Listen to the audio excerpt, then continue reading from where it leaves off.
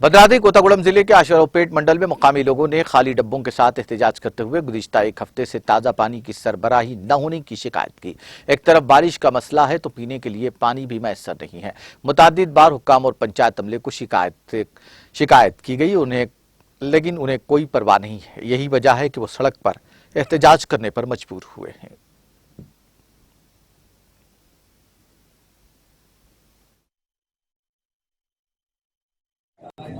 అక్షరపేట పేట కూడా మంచిది ఖమ్మం రోడ్లో ఆయనసంగుడి ఏరియాలో నా వారం రోజుల నుంచి వాటర్ రావట్లా సర్పంచ్ గారికి చెప్పు